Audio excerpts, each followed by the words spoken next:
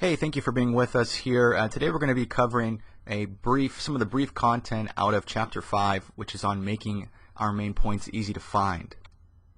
Now, during this brief lecture, we're going to cover, obviously, some of the benefits of communicating up front in terms of the information we're trying to convey. We'll also discuss some of the other techniques that we can use to ultimately make our communication a little more effective. We'll start with some of the benefits of our main points coming up front versus at the end is what you see, which most predominantly in writing. We'll discuss utilizing blueprints in our writing and also creating to-do lists in our writing as well. Now, starting with our main point.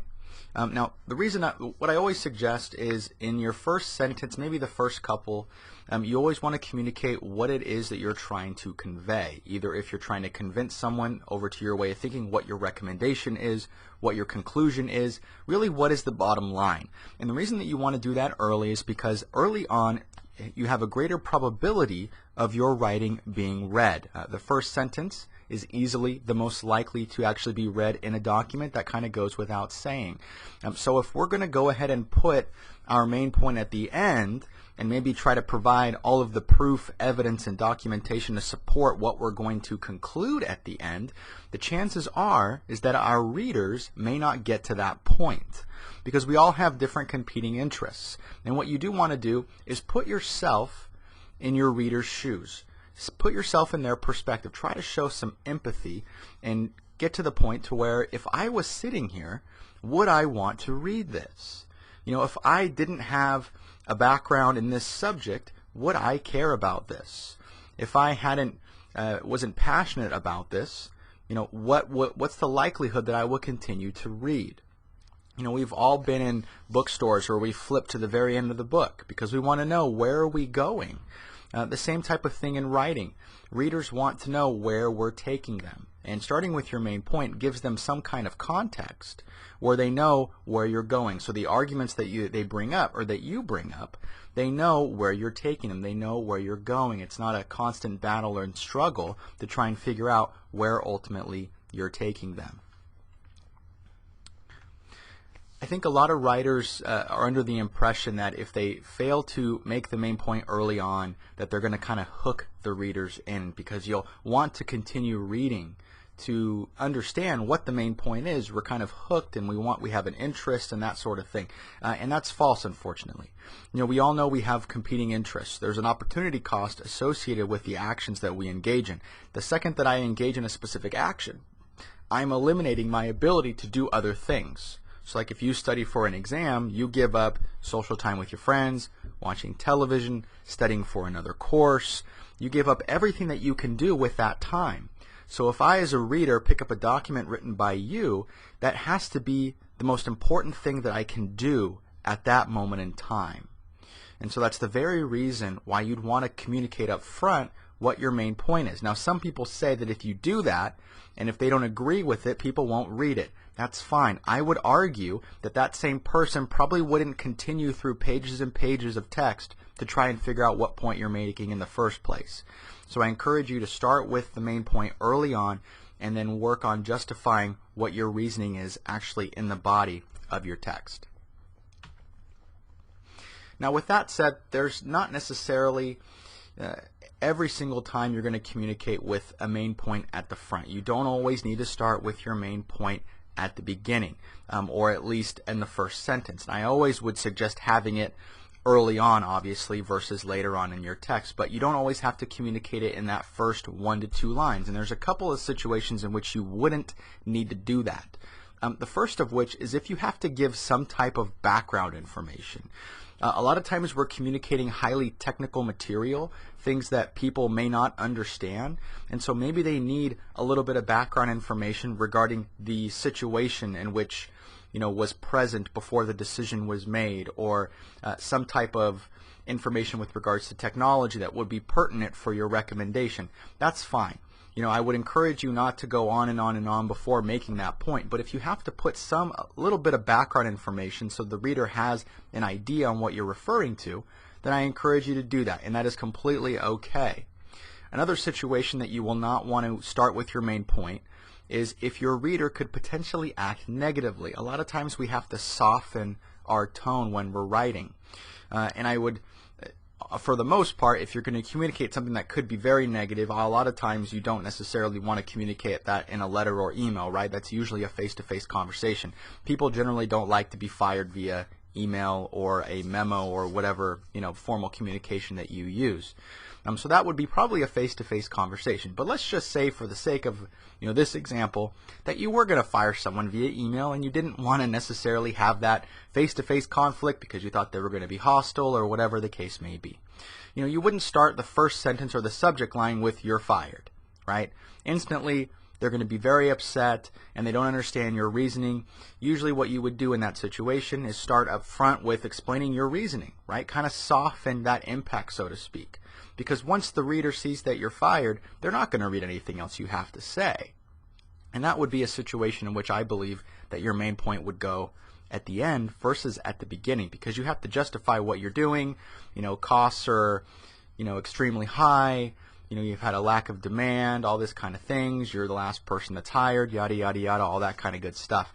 To soften the blow, so to speak. So in that situation, I think that'd be perfectly okay. Now, obviously, that's an example. I don't recommend firing anybody over an email or anything other than a face-to-face conversation, but just an example for you.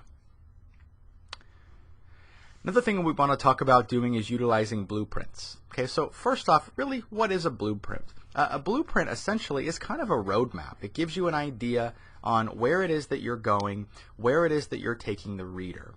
Typically, the blueprint will look almost like a table of contents, kind of. I included a blueprint at the beginning of this PowerPoint presentation / video lecture to give you an idea on where I was taking you. That way you didn't constantly go through the slide deck wondering, okay, when is this going to end and where are we going? I have no idea what we're going to talk about next. So blueprints are good. Blueprints provide some type of structure to your actual writing. In terms of where you place them, you're going to want to put your blueprint usually before your main argument or your discussion. Okay, and once again, you're essentially establishing a roadmap on where ultimately you're going to take the reader. And I want to know where I'm going. Right? There's nothing more frustrating than reading somebody's writing and not knowing where it is that you're taking them. So I encourage you, utilize blueprints up front. Like I said, most often they take the form of a table of contents. Your textbook provides examples of blueprints every chapter at the beginning. The author is really good about telling you we're going to be covering these particular topics, even though you kind of get the idea of what they're talking about in the actual title of the chapter. They still include blueprints to tell you what they're going to talk about individually in that chapter there. Next thing here, are you required to utilize bullets for blueprints? No, yes and no. You're not required essentially to do that, so that would be a no, but it is recommended. Bullets are the best way to convey blueprints. And the reason for that is, if you remember from last week, we talked about the reasons that we use bullets when we're conveying more than one of something, more than one of recommendation, tasks, those types of things, procedures, so on and so forth.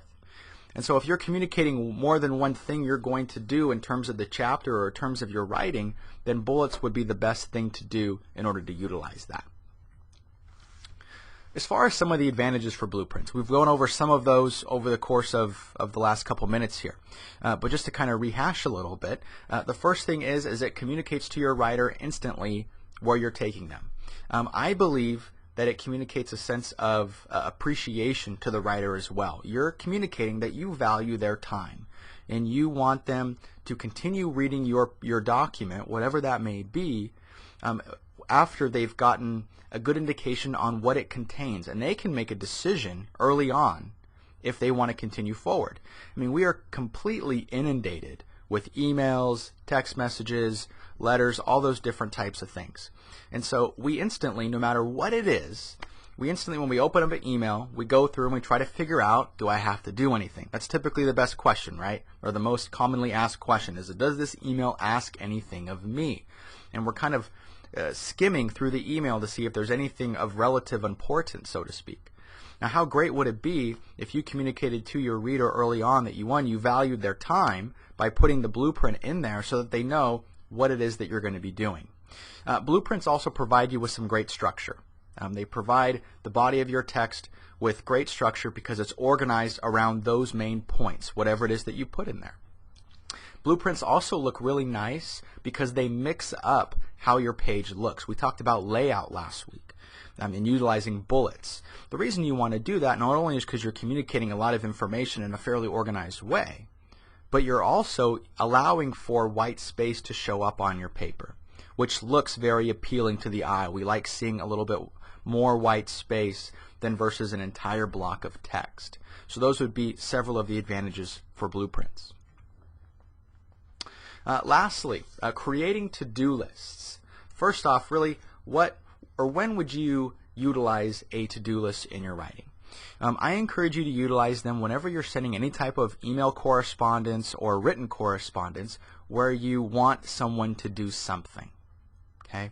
The reason that you want to do that is because you can't assume that the reader will keep track of what it is that you're asking them to do if they're sporadically put all across your written communication. You can't think that they're going to print your email message out and highlight everything you need them to do, or have a notepad handy and write everything as they're reading it and things they have to do, because they won't, right? Put yourself in that position. Would you do it? I know that I really wouldn't. So you want to make it as easy as possible for your readers to get the information they need and figure out what it is that they have to do, if anything. So I encourage you, utilize to-do lists.